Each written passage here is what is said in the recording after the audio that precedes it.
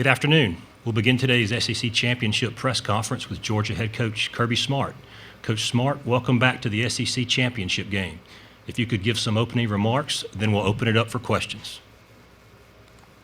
Yeah, our guys are excited for an opportunity to play in what I've talked about all week is one of the best venues and just incredible environments in all of college football. And I've been very fortunate to play our coach in a lot of these games, and they are special.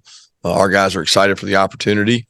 We're working hard at preparing for what is a really unique, physical Alabama team, and our guys are got another day's work and another day's work tomorrow to put in to be ready for it. For media, please utilize the hand raise function to ask a question, and we will begin with Dennis Dodd of CBS Sports. Hey, Kirby, I know you've been asked this before, but with the portal opening Monday, why hasn't that been more of an emphasis on you? Have you needed to have it? Player retention obviously is huge, but what is your philosophy on that? Yeah, we utilized the portal. We utilized the portal last year. We had 1 year we didn't, but we had a lot of retention. I think times are changing, and everybody adapts with it. It's unfortunate to me that it's picking up pace. I think this year will be a record-breaking year because the attention, the opportunity, the seeking out, the monetary side of it is going to become a really norm. So our philosophy for the portal may be different than maybe what people actually use it for. We're trying to make our team better.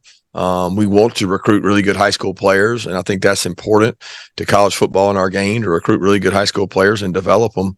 But unfortunately, the more that go in, the more we have to research the portal and take. Otherwise, you can't sustain.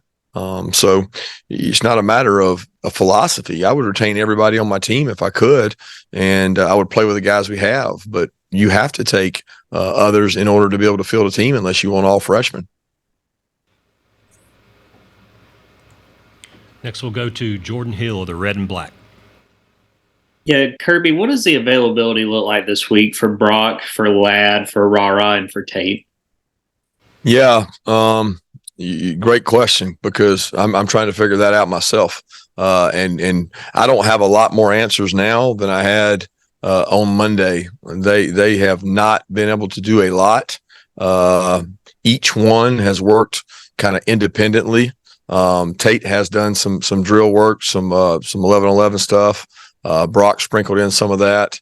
The other guys have been able to run and do some things, but we're going to find out today what their availability is, to be honest. So it's tough, because it bothers me that people have said out there that we sat these guys for the last game. That wasn't the case at all. They couldn't go. And I don't know if they're going to be able to go in this game. It's just unfortunate to have those kind of injuries, especially for starters, on offense.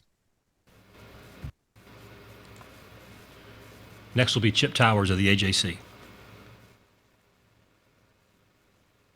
Yeah, Coach, we've talked a lot about Carson Beck this year and kind of his maturation.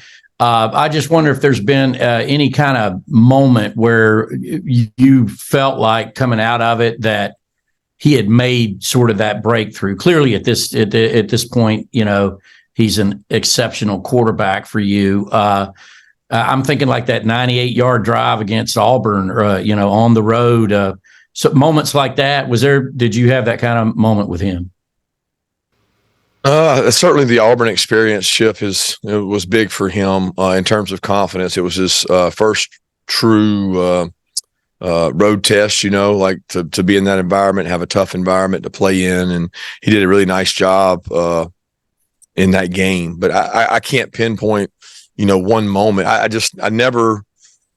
didn't see it like you saw it. It's like you have somebody that's been in your family or been in your house for a long time, and you treat them as family, and he was family for a long time before he started getting these opportunities, and I had seen his ups and downs and his trials and tribulations and the things he had gone through on the field. And he had already proven to me his talent level by the way he prepared last year. So I wasn't seeing things that I thought were like groundbreaking. There were things that I'd seen before, and his maturation has been a game by game process, and he's done a nice job of that.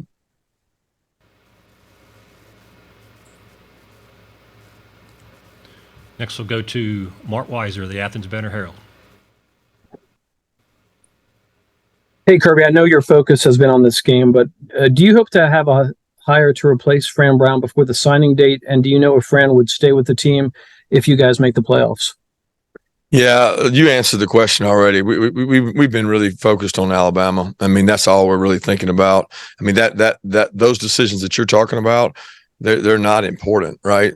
They have no relevance whatsoever to this game, and our focus and energy is on this game. So I mean, don't have to decide that right now, and don't even look to. Like, I don't even know why it's newsworthy, because what's newsworthy is he got a hell of an opportunity, and he's done a tremendous job for us, and we're super happy for his family and for Syracuse to be getting someone of his character. But we're not worried about anything past Alabama.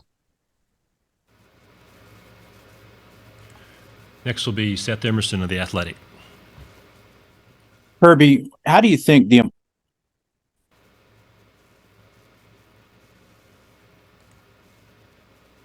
Seth, you muted your line. Go ahead. You got me? I do. Yeah. Kirby, sorry.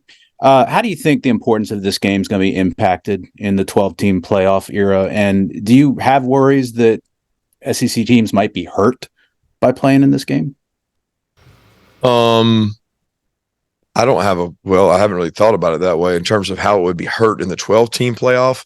I'm not sure. The only thing we have to indicate the future is what's happened in the past. So I think before all this came about, Greg Sankey and the staff and the minds that lead our conference looked into that and did a lot of y'all can do it. Go back and look at the last 15 or 20 SEC championship games and ask yourself how many of those losers or those two teams would get in a 12-team playoff. I don't know what that is, but I would venture to say that most would.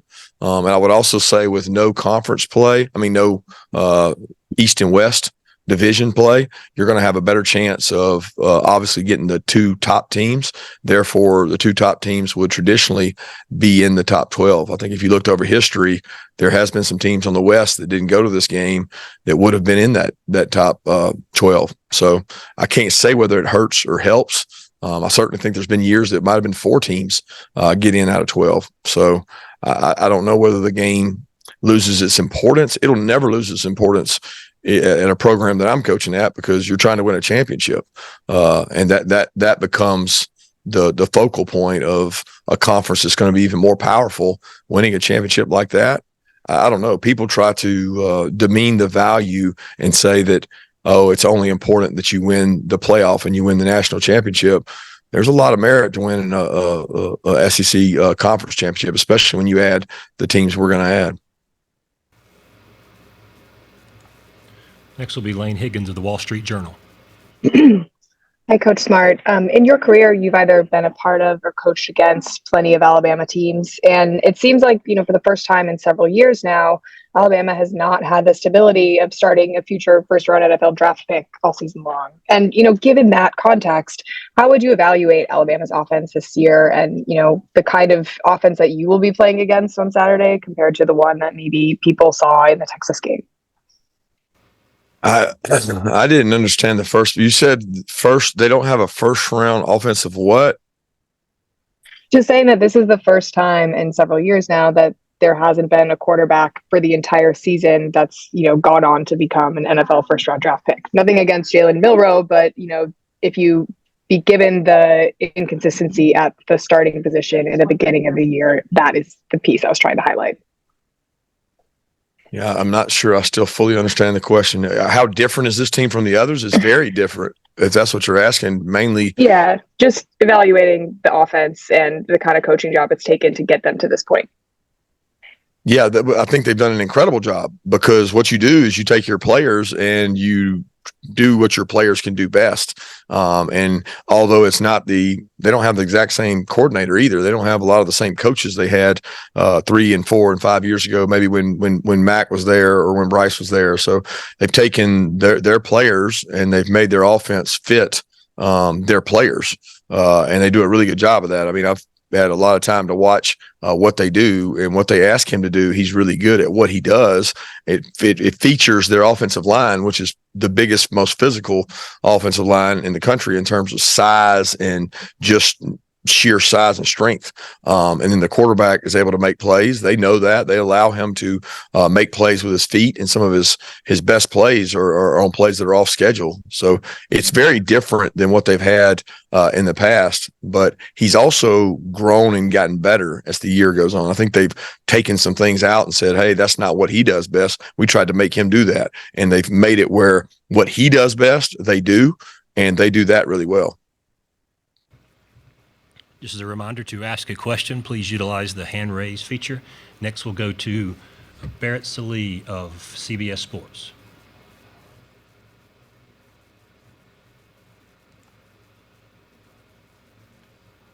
Barrett, if you could unmute your line.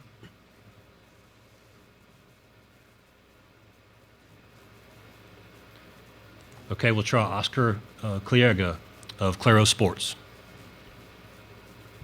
Thank you very much. Hello, Coach. Hello from Mexico. What is the most important thing in this week? The mental stuff or the physical stuff? And could you say some words to all the Mexican fans who will be watching this SEC championship game the next Saturday? Thanks so much. Gracias. Thank you, Oscar. The most important stuff would be the mental stuff. I think at this point, the physical part is what it is. I mean, you're not going to get physically better at this point in the season. I think you can get mentally better, and you want your players to not be anxious and not be nervous. And they're playing a big game. The talent separation is not there. There's very equal talent when it comes down to it. So you want to be prepared for a moment like this and go play your best and not have anxiety. And to all the fans in Mexico that'll be watching the game, we certainly appreciate you guys watching us, and look forward to seeing a great game and a great atmosphere with the game being in Atlanta. Next, we'll go to Tony Lopez of East Coast Gridiron. Hey, Coach. You've had a ton of star players come from your defense over the last few years. What makes this defense unique and special in your eyes this year? They've overcome so much. The couple of the injuries we've had of guys out, Ty Ingram Dawkins being out, Warren Brinson being out, Pop being out. We've had different guys out at different times. They're very similar to a lot of our other defenses that nobody really cares who gets the credit as long as we do well.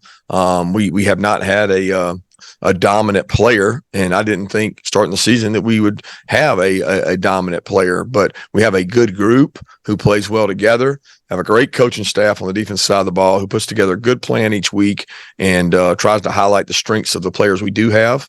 And we've got we got experience.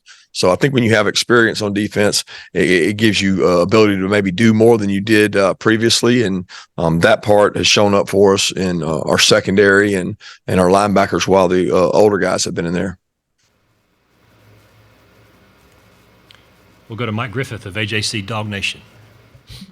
Kirby, could you share some insight as to how your staff works together in terms of you and Bobo and Muschamp, how far you go back, and some of the other guys that have been with Georgia in different capacities even before coming to your staff? How we work together. I wasn't with some of those guys. I've never. Explain your question again, Mike. Well, just how you got just the chemistry on your staff. You talked about connectedness. I guess that's what I'm talking about. So we 100% have great staff relationship connection. And when you work long, hard hours, there's times that you're, tired, exhausted, long season, all that. It's not always perfect harmony, but we certainly appreciate each other in the work that each of us do. Our families appreciate it. We have a staff that is as talented as we've ever had, as cohesive as we've ever had. I like that part of it. There is a Georgia flavor to it because of the guys that played here, but that's not what makes us cohesive. I mean, the fact that everybody understands we're working towards a common goal, and it doesn't matter who gets the credit. It's like the players. I mean, we have good relationships. Our guys enjoy being with their family, but they enjoy working too. So I really have been proud of the staff that we've created, and there's a lot of support staff that people never see behind the scenes that make up that family too.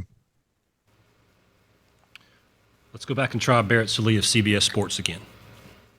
Hey, Kirby, sorry about staying muted earlier. I just after watching Alabama for a couple of days offensively, what do you make of their running back core, how they mix them in with Jalen Milroe, and specifically what Jace McClellan brings to the table? Yeah, they have really good backs. I mean, they rotate three guys in and out, and they all complement each other really well. They're powerful. They play behind a really good offensive line. Yards after contact, something that jumps off the screen at me. They don't go down at the first tackle. They catch the ball well out of the backfield. All three of them pick people up really well in pass pro, and we watch that, and they do. The first thing I look at on the back is, all right, what kind of protector is he on third down? Does he know who he has? Can he block them? Does he cut every time? Does he stay up? What is their strengths? What is their weaknesses as pass pro and pass receivers? And they have very complete backs, which you would fully expect at Alabama. Next, we'll go to Heather Dinich of ESPN. Hey, Kirby, I'm wondering if you have any thoughts on why there are so many contenders this year, more than ever, for the college football playoff. That's the first part. And the second part is, because there are so many contenders, how concerned, if at all, are you that you have to win this game for the SEC to be in? I can't explain why. There's more I certainly haven't even thought of why that is. I always look at things as, everything happens for a reason, and you have the years you have, and there's been other years that there was close debates, maybe not as many as there are now. I certainly would think that the people with knowledge out there would say it has something to do with the portal, has something to do with the parity maybe that the portal creates. But I don't know that it's that as much as it creates haves and have-nots. I mean, the biggest difference to me I see out there is quarterback play at the high level. A lot of these teams that are, Wes, you called them contenders, really good football teams, they have really good quarterbacks for the most part. And I don't know the exact number, but of these teams in the top 7 or 8, I can think of 3 or maybe 4 of them that have quarterbacks that came by way of an experience somewhere else and moved in and had success. And quarterback play to me is one of the number one indicators of how good you are. And the teams that have them have a shot in every game. So they have an opportunity to win games. As far as your other question, I really don't even want to get into it. I want to focus on what we have to do to win this game. Next will be Nick Alvarez of AL.com. Yeah, Kirby, I was just wondering what you've seen from Caleb Downs this season, and if he looks like much of a freshman out there. No, he don't look like a freshman at all. He looks like a guy that's been playing for 3 years. He's instinctive. He's fast. He's fearless. He's everything that he was in high school. I mean, we got to see him. I've seen him play about 107-on-7 games at our stadium and at our facility when his high school team came over here all the time. And he's everything that we thought he was. Punt returner. He's just a football player that is instinctive, great tackler. Just what you draw up when you want a defensive back.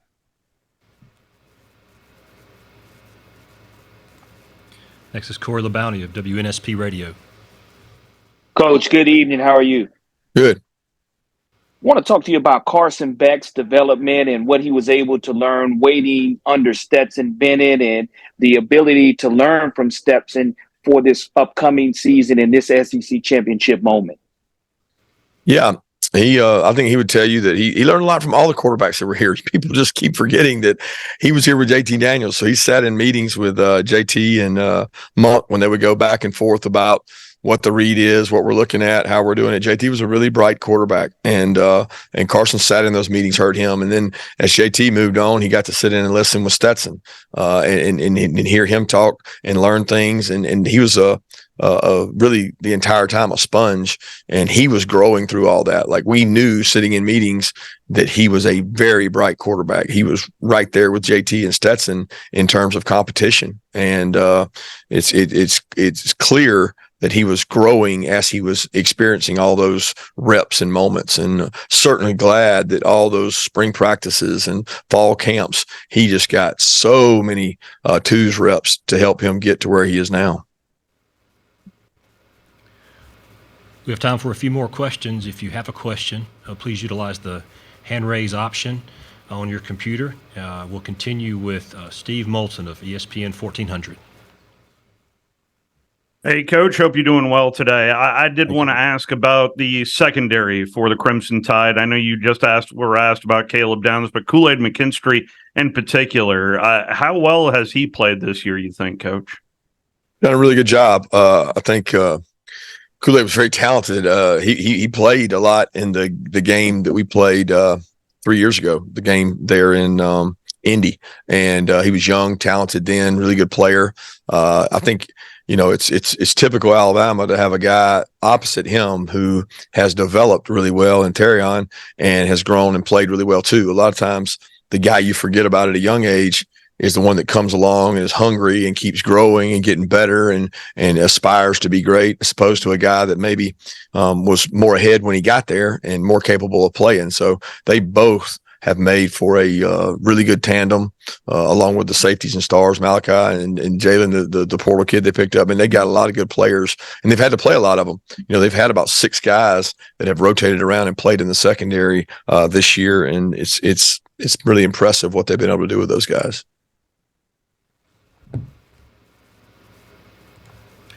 Next will be Joey Lamar of WSAV TV. Hey, Coach.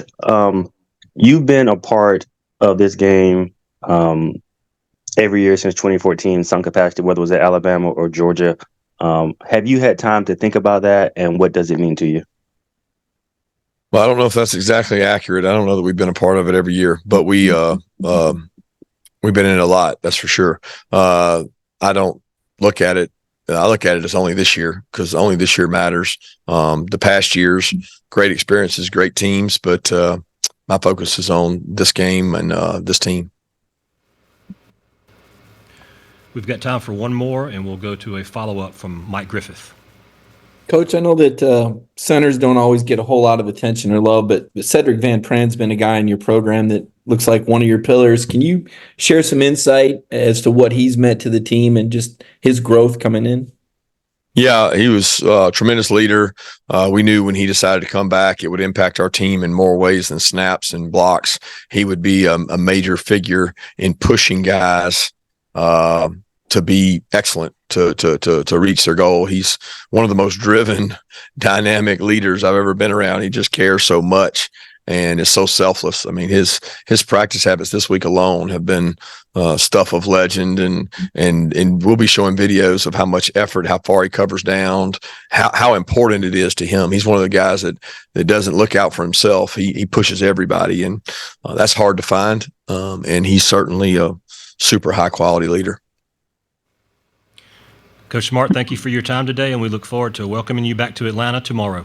Thank you, guys.